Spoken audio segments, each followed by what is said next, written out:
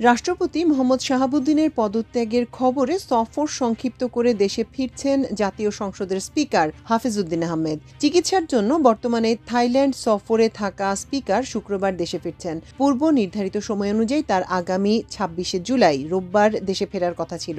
সংবিধান অনুযায়ী রাষ্ট্রপতিকে স্পিকারের কাছে পদত্যাগপত্র জমা দিতে হবে।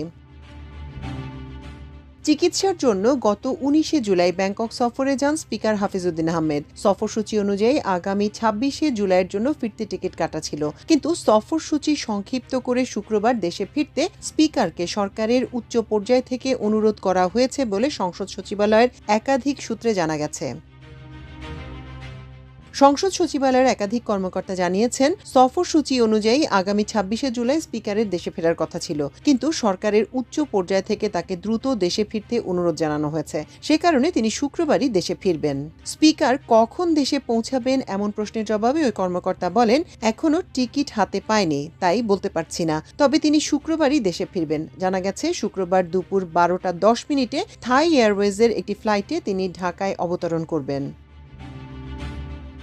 বাংলাদেশের সংবিধানের ৫০-৩ অনুচ্ছেদ অনুযায়ী স্পিকারের স্বাক্ষরযুক্ত পত্রযোগে পদত্যাগ করতে পারবেন রাষ্ট্রপতি। সংবিধানের ৫৪ অনুচ্ছেদ অনুযায়ী রাষ্ট্রপতির পদ শূন্য হলে বা তিনি দায়িত্ব পালনে অক্ষম হলে নতুন রাষ্ট্রপতি নির্বাচিত না হওয়া পর্যন্ত জাতীয় সংসদের স্পিকার ভারপ্রাপ্ত রাষ্ট্রপতি হিসেবে দায়িত্ব পালন করবেন। সেক্ষেত্রে নতুন রাষ্ট্রপতি নির্বাচিত হওয়া পর্যন্ত ভারপ্রাপ্ত রাষ্ট্রপতির দায়িত্ব পালন করবেন স্পিকার হাফিজউদ্দিন আহমেদ।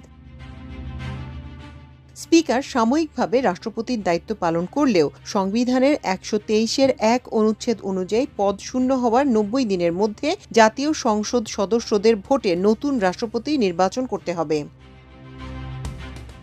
বাংলাদেশে সর্বশেষ ভারপ্রাপ্ত রাষ্ট্রপতি ছিলেন অষ্টম জাতীয় সংসদের স্পিকার প্রয়াত জমির উদ্দিন সরকার। বিএনপি জামায়াত নেতৃত্বাধীন ৪ দলীয় জোট সরকারের সময় ২০০২ সালে সাবেক রাষ্ট্রপতি এ.কিউ.এম বদরুদ্দোজা চৌধুরীর পদত্যাগের পর ব্যারিস্টার জমির উদ্দিন সরকার ভারপ্রাপ্ত রাষ্ট্রপতির দায়িত্ব গ্রহণ করেন। তিনি ২১শে জুন ২০০২ থেকে ৬ সেপ্টেম্বর ২০০২ পর্যন্ত এই ৭৮ দিন দায়িত্ব পালন করেন।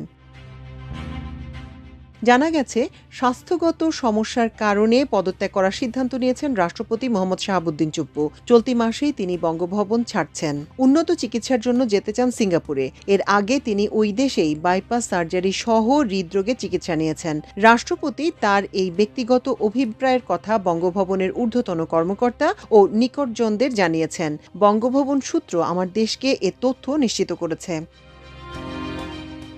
রাষ্ট্রপতির লন্ডন সফরের পর সরকারের সঙ্গে দূরত্ব তৈরি হয়। লন্ডন সফরকালে ফ্যাসিস্ট শেখ হাসিনার সাথে রাষ্ট্রপতির যোগাযোগ হয় বলে সরকারের কাছে অভিযোগ আছে।